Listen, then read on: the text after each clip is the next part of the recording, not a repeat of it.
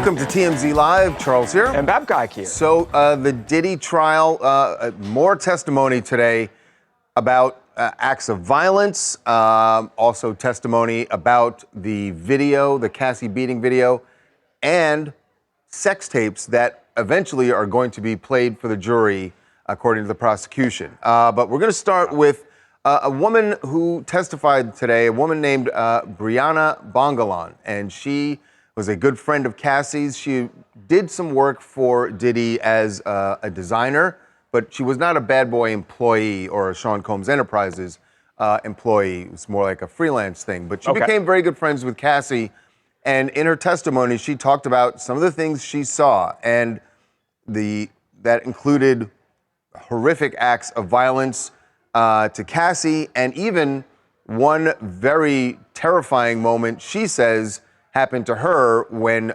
Diddy showed up at Cassie's house and went after Brianna.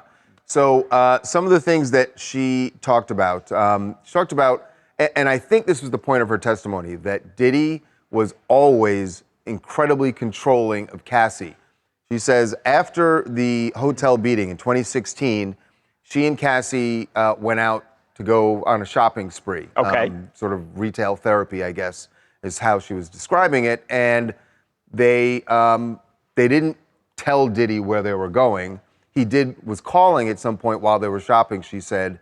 And when they got home, he not only chastised Cassie for going on the shopping trip, but produced a list of all the places they had been. Wow. So I don't know if she made it clear whether this was just by tracking her electronically or if he had someone following, but he knew everywhere that they had been. That's scary. Right. And then there was the moment, and by the way, Brianna is someone, and this came up while she was on the stand, she has filed a civil lawsuit against Diddy that involves this moment that she testified about today when she ended up with her life on the line, the way she describes it. So that incident that she described on the stand today, it was actually also mentioned in Cassie's November 2023 lawsuit, the dangling off of the balcony. And so she testified today that what happened was she was sleeping on Cassie's couch with her now ex-girlfriend, and she heard banging on the door. She hid her ex-girlfriend in the bathroom to kind of, keep her in safety because she had seen violence with Cassie and Diddy in the past. And that Diddy, she went out to the balcony to appear casual and started smoking a blunt. And then Diddy came up behind her. Biermann is 5 foot tall, by the way. And he took her up by her armpits and put her on the railing, and her feet were dangling off. And he was yelling at her, "Do you know what the bleep you did?" And she was like, "I don't know what the bleep I did." And he was holding her there for about 15 seconds and then threw her into some balcony furniture. And then Cassie came out and was like, "What the hell are you doing?" And then Diddy left. Yeah.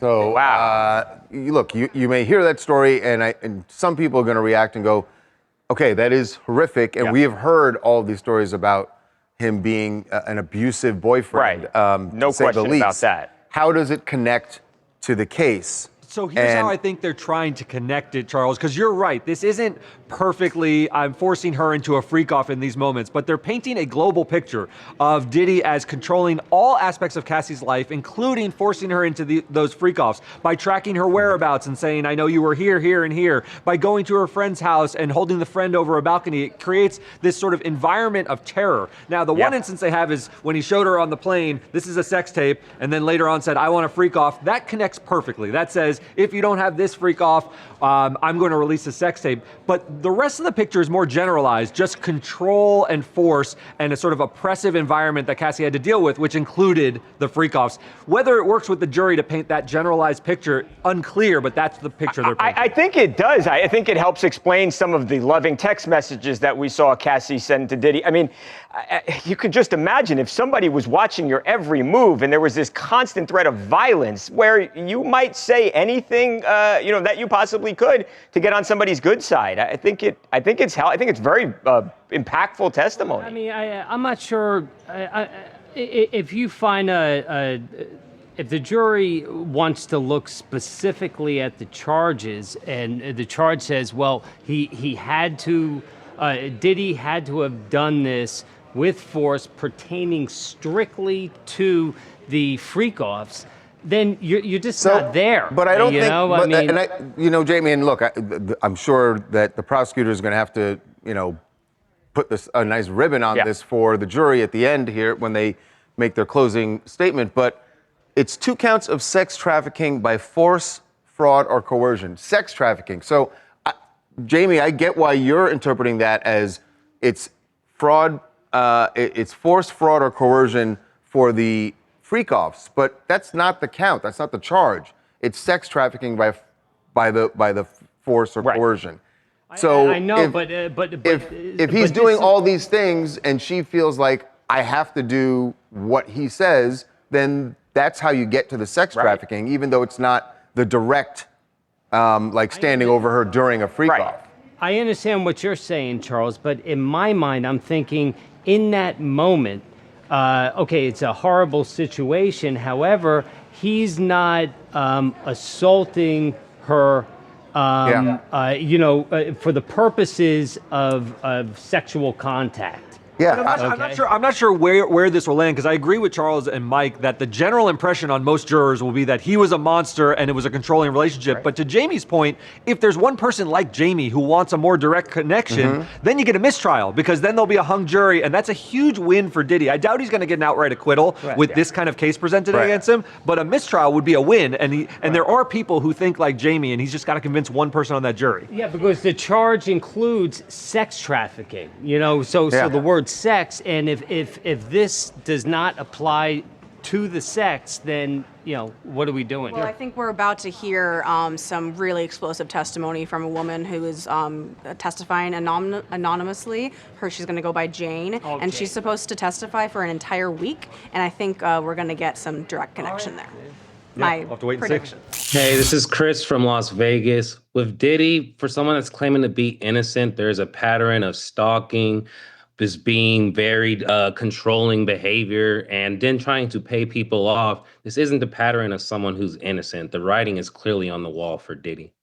Yeah, look, if it was a domestic violence case, it's open and shut. Yeah, no over and question. done. But it is more layered, more complex than that. By the way, one thing we should mention that there was a video forensic expert who testified about the hotel beating video and tried to clear up things that the defense has suggested that the video was doctored, and he explained exactly why they were seeing it sped up at times, why it seemed, why the time codes didn't always line up exactly. So he was there to explain all that. He also mentioned that he had been hired by the prosecution, I believe, to enhance 10 sex tapes to enhance the audio or the video that will eventually be shown strictly to the jury, not to open court or anything like that. So that's something that's going to be coming up.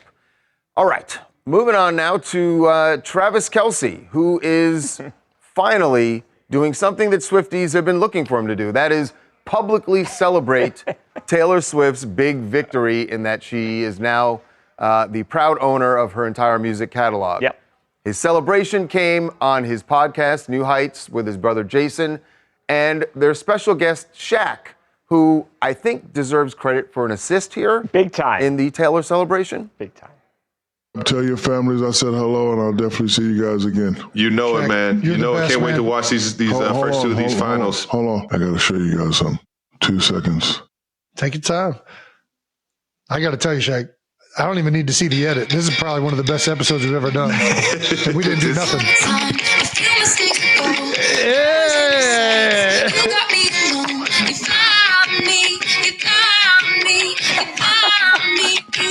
That's my favorite song in the world, brother. You know it. Hey, just got that song back, too. Yeah. Just bought all their music back, so it's finally hers, too, man. I appreciate that, dog. All right, love you guys. Those were his first words he said publicly about he hadn't said anything about it. Big assist. Shaq took one for the team because now we get his reaction, his unfiltered reaction. And here's the thing. Fans have been ripping Travis because they're like, why has he not said anything? This is a really big moment for Taylor's career. Yeah, I mean, he's not with her in New York. But now seeing this reaction, it was super genuine, sweet. He's blushing. By the way, Taylor just didn't buy her music back. She also bought her her music videos, concert films, album art, photography, unreleased songs. Like, she really did it big. By the way, Travis really saved himself there because I was impressed with his lip sync. Yeah, yeah. He knows the song. He was going word for word, and like I think the pressure was on Travis. Like, right, I better know the words. I better start singing along, and he nailed it. So good for him. Ivor from Toronto, Canada. I am super happy to see that Travis is doing what we've all waited for him to do, which is to come forward and show his love for his partner and show that true support. It was really interesting to see as well, because obviously this is a massive moment, not only for Taylor Swift, obviously, but also for all of her fans. Owning all the rights to all of her music means now she has a very interesting future going forward. And for them, it's great to see that love in public, to see it organically, to see it honestly. So kudos to him. Yes, the assist to Shaq, but he did what he needed to do, and I'm so excited for them in the future. I'm sure they had talked about it themselves. Does he have to publicly say something? Yeah. I mean, it's not like he didn't know. Right. But listen, if you want to go against Swifties, that's no, I'm not. We are going to take a break. When we come back, a big announcement from the Department of Defense that they are renaming a bunch of naval ships, and one of them, the first one they announced at least, Harvey Milk. Harvey Milk's name, the civil rights activist, the gay rights icon, his name is being removed from a ship, even though he is a veteran. He was served in the Korean War. Yeah. Why are they doing this, especially as Pride Month is beginning? We are going to get into that, and Harvey is going to join us, Harvey Levin, from his vacation, because he is not happy about this at all.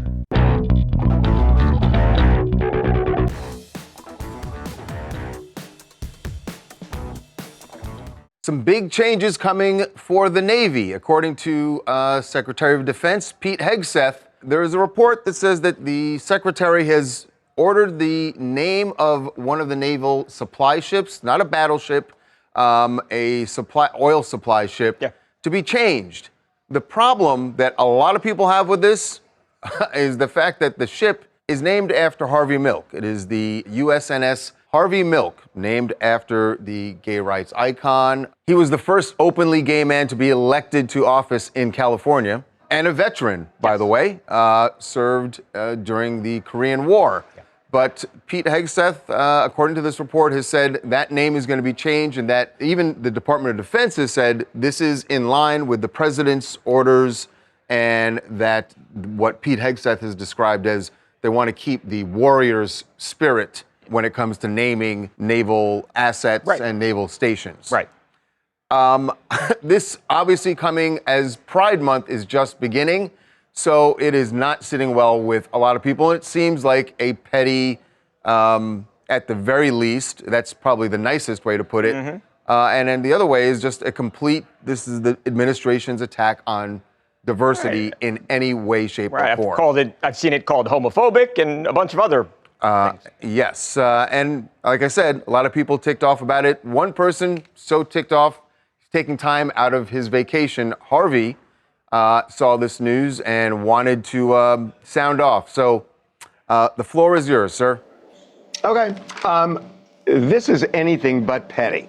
I would like you to indulge me for just a couple of minutes, because I want to tell you a story about me. And how Harvey Milk made a difference in my life. So early on in my life, when I was a teenager, I realized that I had a secret that I felt I had to keep, my sexuality. And I hid it, and it became the center of everything. For years, I would cut off friendships when I got too close to a friend because I could not expose that secret. I was ashamed. And I got to tell you, I was in the Air National Guard, and it made it clear there that if they ever found out, I would be dishonorably discharged. So I hid that.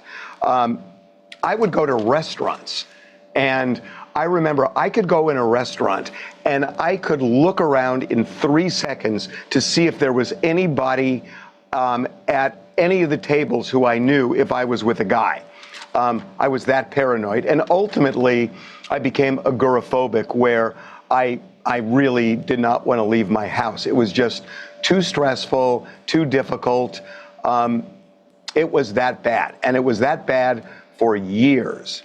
So I want to talk about Harvey Milk, because he came along in the 70s and he showed incredible courage. He was an openly gay man who was proud to say he was.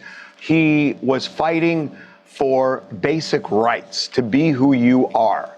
And Harvey Milk did this, by, protesting and doing things that people didn't do back then.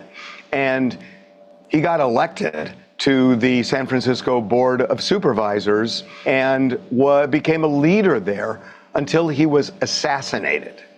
And Harvey Milk helped me become myself and become who I was, and kind of unlocked a lot of those things that I was hiding in my life. So when I heard that Pete Hegseth wanted to remove his name from that ship, and not just remove it from the ship, but do it during Pride Month. The plan is to do it in about a week, according to military.com. And it was intentional to do it during Pride Week. They have seen memos, according to military.com, that they intended to do this during Pride Month. Just take that in for a second. During Pride Month, they wanted to make that statement. So I gotta say that there is something in the Declaration of Independence that all men are created equal. There is something in the 14th Amendment about the right to equality. Whatever you think of DEI, this isn't DEI. It's not. This is just about equality. It doesn't mean that I ever got a job because I was gay, because I didn't. It doesn't mean Harvey Milk got it. In fact, I think Harvey Milk got a job in spite of being gay. So the idea that this veteran, this Navy man who served in South Korea, is being taken off this ship, and the reasoning behind it is that Hegseth wants to get back to a wartime culture. It suggests now that gay people are not fit to serve in the military, because that's the only takeaway I have here. It is the only takeaway, that gay people aren't fit to serve. If you're saying getting back to a wartime culture. So I guess the next thing is banning gays from the military, and that somehow gays are not capable of becoming part of a wartime culture. Well, I mean, to your point, Harvey, and when I said it's petty, that's the part that I meant was petty, was to do it. And I get your point. It's not petty. It's actually an aggressive move to do it as Pride Month is beginning. We should say that, there's a class of ships, these supply ships. Right. It's called, for now anyway, it's called the John Lewis class. I suspect that will be changing as well. But some of the other ships that they are considering changing the names, and when I say considering, it certainly sounds like they're going to do it. Thurgood Marshall, Ruth Bader Ginsburg, Harriet Tubman, Cesar Chavez, Medgar Evers, Dolores Huerta, and Lucy Stone. They were intentionally named after great Americans who fought for equality, who fought for civil rights. And Charles, in Medgar Evers' case, he was a soldier. He literally fought. So, they're confused. I don't know whether they're confusing it or not. Maybe it's intentional. I don't think they're confusing it. Equality is not the same as DEI. If you think of DEI as give somebody a break, lift them up because we want to have more diversity, which frankly was always a good thing. Maybe it was taken too far, but it was fundamentally a good thing. But it's different from basic equality. Well, why is Ruth Bader Ginsburg's name, though, on a ship, Harvey? I mean, it has nothing to do with the military. But what do you mean? It has nothing to do with the U.S. military. Neither does Thurgood Marshall. Right, yeah. But clearly, this class of ships, they have chosen to name them after not people who were necessarily, yes, Medgar Evers did serve and Harvey Milk did, but most of them are people who did great things for Americans. Yeah, no, for certain. Babcock, let me accept your point for a minute. That what does it have to do with having your name on a ship? Do you think there is any version of this world where Donald Trump's name is not going to end up on a ship, and he got a deferment, which, well, I'll simply leave it at that. He didn't serve. Right. I have no idea, Harvey. He's the commander. He is the commander-in-chief of the military. We're for 11 whatever days that's away worth. from having a ridiculously expensive military parade in his honor. So you don't think that there's going to be in his honor to celebrate the military? It's not in his honor. It's on his birthday. That's the 200th anniversary of the Army. It's not coincidence. I'm sorry he was born on that day. I mean, what?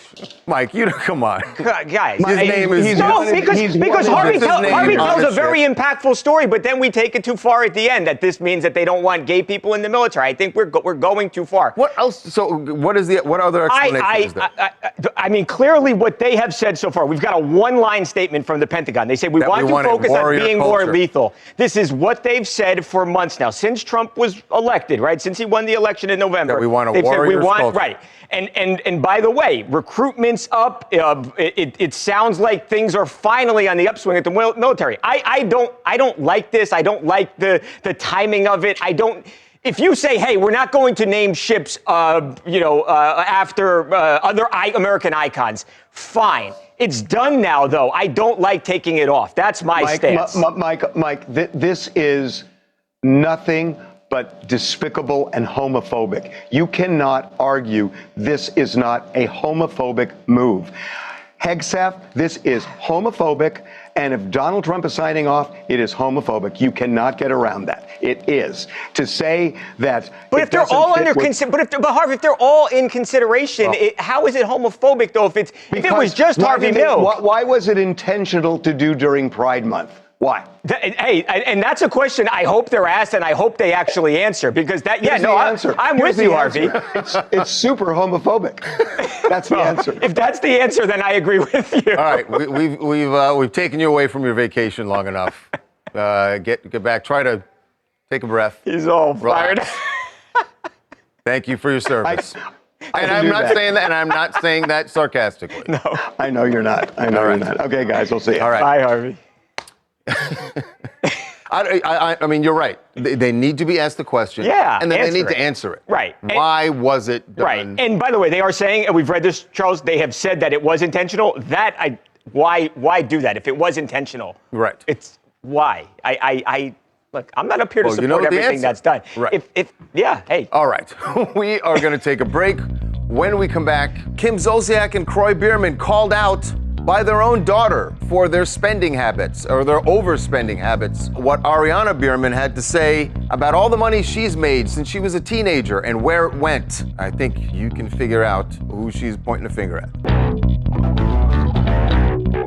TMZ's got every freaking thing. Big celebs, big stories, big events. Justin Timberlake made Portland kids' dream come true by joining a bike bus ride. And they always listen to Justin Timberlake. Cry me a river when they fall. It's TMZ.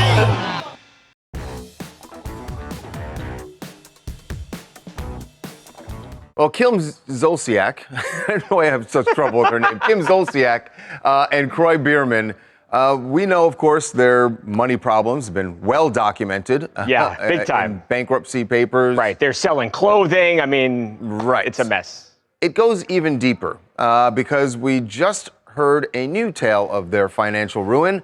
And it comes from their daughter, Ariana, who is now in her early 20s. I think she's 23. And she's been making money since she was a teenager, since she was 14, just from being a social media influencer. She had brand deals, was making good money, especially for a teenager. Right, of course. The problem, she says, and she said this on the new Bravo show, Next Gen NYC, all that money is gone. Unfortunately, my parents took my money. Can't say exactly what they used it on because I just found out that it was gone 2 years ago. Do you have any idea roughly how much money? I don't even know how much money I made over the time period. Nobody was honest. There was no transparency. And I have no idea where it actually went. I wish I would have been kept in the light about it because I feel like I was grown enough to know the truth, to know there is nothing left. Our house is about to be gone instead of the lying. I get it, because the lying is why I moved out. The thing that we do honestly struggle with sometimes is when my mom does call me and ask me for money now. That's where I get upset. And this is what's really interesting here is that what would her storyline be on this show without talking about her famous parents, right? Makes you wonder if this is really the case. What's interesting is we haven't heard from Kim or Kroy. This was made on the show last night. They've had several hours to respond. They haven't necessarily denied it.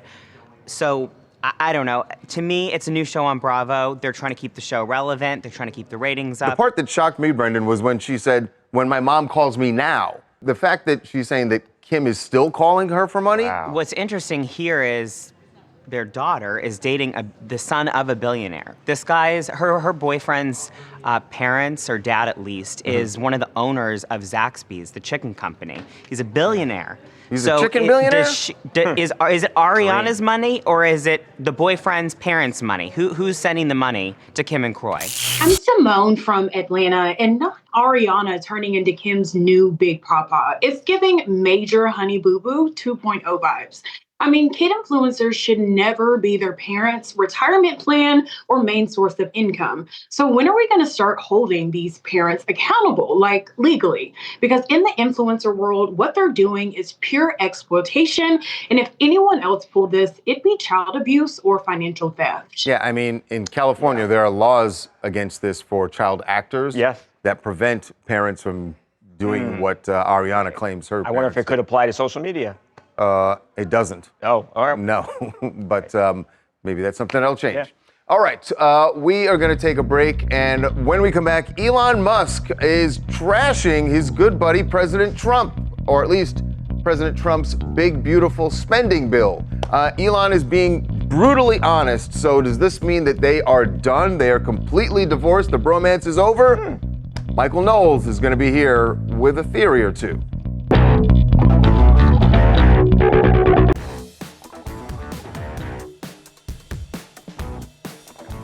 Welcome back to TMZ Live. The one thing that we've all been saying since Inauguration Day was that this Donald Trump, Elon Musk marriage was going to end in a bad, bad divorce. And it certainly looks like it has now, based on the things Elon Musk has said on his way out the door from his role in the administration, trashing Donald Trump's big, beautiful bill. The president has put so much into this, so much time and effort, and getting everyone in Congress behind this. Not everyone, obviously, but getting enough people. A lot of lobbying. I mean, he went down to the Capitol. Yeah. And then Elon Musk said this yesterday. He does not like this bill. No. He does not think it's beautiful. He does think it's big. Right, not beautiful. But he says, I'm sorry, I can't stand it anymore. This massive, outrageous, pork-filled congressional spending bill is a disgusting abomination. Wow. Shame on those who voted for it. You know you did wrong. You know it. So, wow. And then it got worse because then he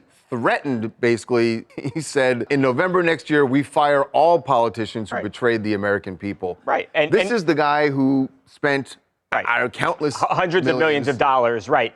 And he has the ability to, he can primary people and he can try and get them out of office, and that's the threat. So, what went wrong? Who's going to win this? Ultimately, I mean, we won't know immediately, but if Elon's a man of his word on the elections, we will see. Yeah. Joining us right now to discuss is our good friend Michael Knowles, of course, from the Michael Knowles Show, and also, you know him from the Daily Wire, and he is back again. Michael, what happened? They were all like this, and now he's tearing apart the president's baby. I don't want you to call me a conspiracy theory, but I think there are two theories on what's going on here. And I think they're actually both true. One is, I think that Elon is trying to pressure the Senate. So notice, Elon didn't send out this tweet back when they were trying to ram the bill through the House because they only had one vote, basically, that they could lose. Now, the Senate has the ability to tweak the bill a little bit because they're passing it through reconciliation. So it might be a little bit good cop, bad cop. Trump and Musk personally still seem like they're on good terms, even though Musk is trashing Trump's signature legislative achievement. Now, the other side, which I think is also true, is Musk is pretty libertarian, and he wants to reduce the deficit, and he wants to actually reduce the national debt, and he's furious at all of this spending. So I think he's genuinely, to some degree, disgusted by it. But I would say I'm not that libertarian. I'm a conservative. I've been paying attention to politics a long time. I don't think you were ever going to get a bigger bill than this. You know, I don't think, would that we could get rid of the national debt and blah, blah, blah. But this is 2025 D.C., one vote Republican majority. It's just not going to happen. But Michael, the whole bill does fly in the face of what Elon Musk's job was when he was brought into the administration, right? He was there to cut spending, and they ballyhooed all the spending that he had cut in his brief time leading Doge, and then he sees the president put through this bill that has all the spending that's going to raise the deficit. So, of course he's going to be offended by this. I'm glad that he's actually saying something and not just walking away quietly. Like, he should be pissed off about it. The thing is, you got to translate spending cuts into Washingtonese, because we think a spending cut is when you spend less money. Washingtonese. What? Hold on. Washingtonese. That's a language. Most people don't speak that language, which is good. But a spending cut in Washington is not when you spend less money next year. It's when you spend only more money. Less money than the more money that you thought you were going to spend. Does that make sense? So the bill, the bill actually provides deficit reductions. I think it's like 1.6 trillion in mandatory deficit reduction. So raising the deficit by $3 trillion is good because you're not raising it by $6 trillion. By $5 trillion. Right, that's a win, Michael. I'm with you. It is absolutely a win. If it had not been for Elon's Doge efforts, it would be worse. It would be 5 million, 6 billion. Right. So, it's not black or white. In unit, you guys crazy. It's not, Michael. If you think that? Come on. You're right, Michael. No, you don't really it's believe actually. that. It's pretty impressive. When you look at the big, beautiful bill and you have manageable expectations of what you're actually going to get with such a polarized country, you get the largest tax cut ever, including for low to middle income Americans. If you're between $30,000 and $80,000 per year, you're getting a 15% tax cut made permanent. That's really good. You're getting more military spending, which we got multiple wars around the world. We got to fund that. You're getting all sorts of migration funding, ICE. So you're getting things that people voted for, and it's being offset by cleaning up waste, fraud, and abuse, specifically on Medicaid and some of the entitlement programs, without actually cutting Medicare and Social Security. I know it sounds like I'm flacking for the White House here. This is a better bill than I thought we were going to get. And with a polarized country, I'm impressed we got it. Details of the bill aside, I want to get back to this Elon thing, because here's why I don't think your theory about them being good cop, bad cop works. If it was just that he said the bill is bad and there's too much spending, maybe there's that. But that part where he says, next year we're firing everyone who voted for this. This is the guy who was out spending all of his money to have Republicans win, and now he's saying, if you vote for this, guess what? I'm going to spend for your opponent. Well, you replace him with a different Republican, I would imagine. I'm sorry. What other richest man in the world Republican do you have? No. He's not going to support the Democrats. Michael? So hold on. That part of it can't be dismissed as, he's playing good cop, bad cop. He's holding the Republicans' feet to the fire. I hope that this lights a fire under the Senate Republicans, who've got more wiggle room because they have a bigger majority in the Senate, even though it's still kind of narrow there too. But I have to ask myself, when Elon's a very smart guy, Elon's paid very close attention to this bill. Why didn't Elon start threatening the Republican members of Congress before it passed the House? It was much tougher to pass in the House. Is it just that he forgot? Is it just that he's too busy? Maybe he's running a lot of companies. I think he is still pro-Trump. I think he has still done a great job for his 130 days in Doge. And I think he's playing this in a more nuanced and sophisticated way than we would think. And if it means that you can get pressure to cut some of the spending on the Senate side, all the better. But when we live in reality here, and we got a polarized country, and the H.L. Mencken says that democracy is the theory that the common man knows what he wants and deserves to get it good and hard. This is what the people voted for. And I think it's a pretty decent bill based on all of that. Michael, I know you're plugged in. Do you have any idea if Donald Trump and Elon Musk have spoken since he sent this tweet yesterday? Listen, I actually don't have the scuttlebutt, not that I would want to share it publicly necessarily if I did, but I notice that when Elon had his final farewell from the Oval Office, it was really nice. The media have been trying to drive these men apart since Musk joined the Trump campaign. And what does Trump do to stamp that down? He has Musk in the Oval Office. He gives him a key to the White House. So from all appearances right now, Musk and Trump are still on the same team. And maybe they're even on the same team in some of the criticism of the bill. I don't want to seem like I'm reading the tea leaves or anything like that. But as of now, Elon Musk, who's got just as big a mouth as Donald Trump, has not taken any shots at the big boss. I think those locks might have been changed after he gave him the key. Here's the key. His gold key's not working. Yeah.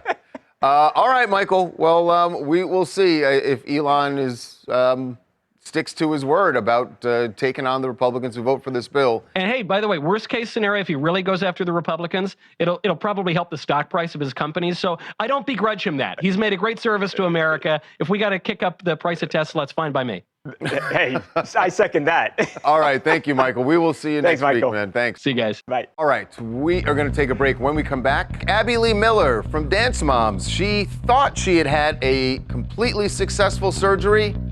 And guess what? Something was left inside of her, and now it's led to a huge lawsuit she's filing against Cedars-Sinai.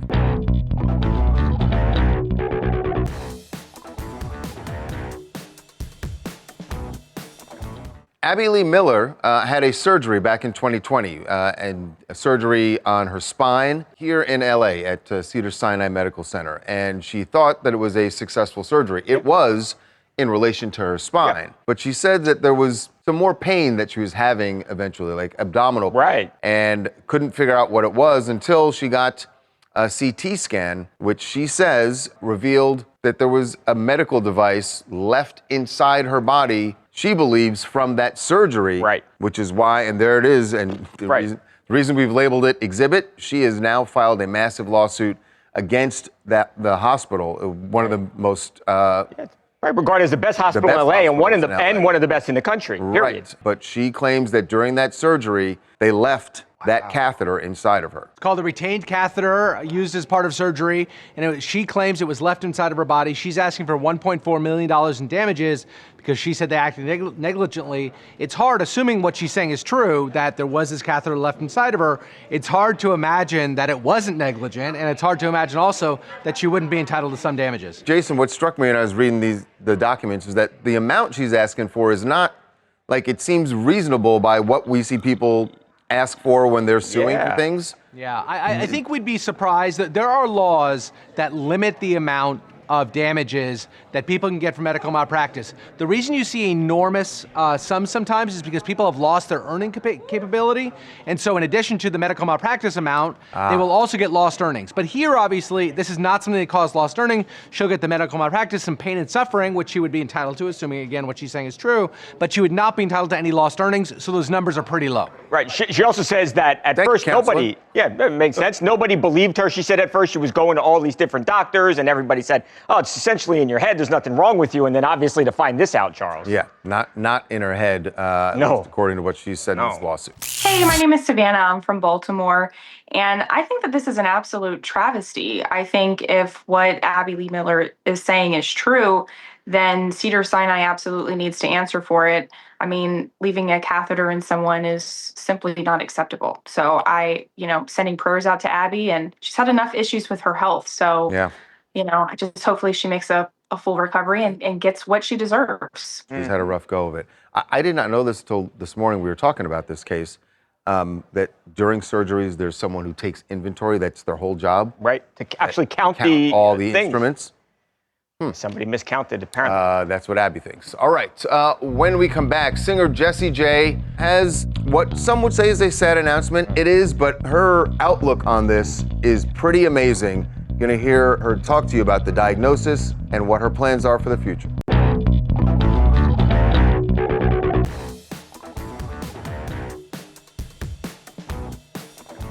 Singer Jessie J had an announcement for her fans this morning, a pretty stark one about a battle she is now in the middle of. She is diagnosed with breast cancer.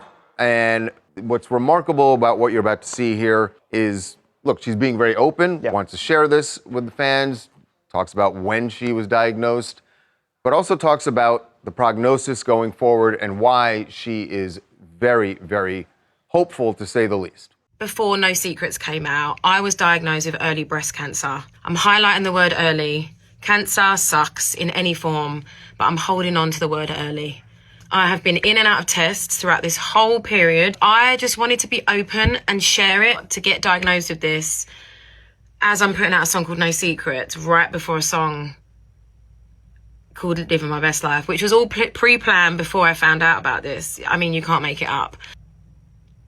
It's a very dramatic way to get a boob job. I am going to disappear for a bit after Summertime Ball to have my surgery. and I will come back with massive and more music.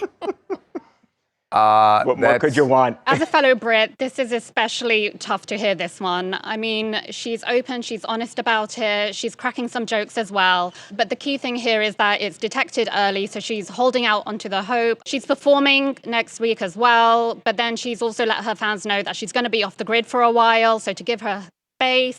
So yeah, just wishing her the best. She has a really good outlook about it. And I've always heard this from oncologists that the patient's attitude makes a huge difference. My name is Azaya Curitan. I'm from Rock Hill, South Carolina. And when I first heard about the Jessie J situation, I automatically started sending prayers, positivity, and love her way. So it's important to remain positive. And just remember, no weapon formed against you shall prosper. So major love to Jessie. It's got to be so tough. I mean, it's got to be so scary. So kudos to her. Absolutely. What else do you guys want to talk about? Hi, it's Gabriela from California. First, I'd like to commend Harvey for sharing his personal story with us about his story. But I'm going to talk about today about the Pete Hegseth topic of changing the name of the civil rights ship. Renaming the ship that honored a civil rights icon and doing it during the month of Pride. It just feels more than just a policy shift. It feels like erasing a legacy and drawing a line in the sand during a time that's meant to uplift voices. Yeah, doing it 4 days into Pride Month cannot be coincidence. One more. Kiasha, Pittsburgh, and I'm commenting on the Diddy trial. I think for a lot of people, this trial has mostly been about how money and power can bury and hide the truth. But this trial is forcing us to look and see what it looks like when silence is finally broken. The thing that we've been talking about all week is what Bill Maher said about when that silence should end, that it should end quicker. I'm just, the more you hear testimony from people around Cassie, I totally get why she was terrified to come forward. So do I. Yeah. All right. When we come back, Armie Hammer and his ex, Elizabeth, have a little reunion. We will show you what brought them back together.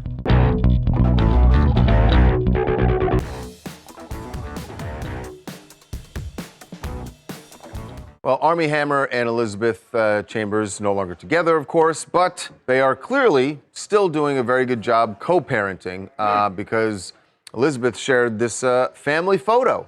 They all came together for their son, Ford, or as they call him, 40 Boy. 40 Boy. 40 Boy, who's now a second grade graduate or second grade step upper. So the family was together. Now, we were told before anyone starts thinking, oh, they're all getting back together. Because when you look at that photo, they do seem like it just looks like a very happy family. Yeah. There is no reconciliation happening here. They have always remained excellent parents, and they co-parent well together. And look, they were together. They were married for 13 years. They split in 2020. Yeah, that's good to see. That's exactly the way it should obviously be, Charles. Right. Lesson for, I was going to say for Hollywood, but really just a lot of people. For everyone. Yeah. That's going to do it for us. We will see you tomorrow.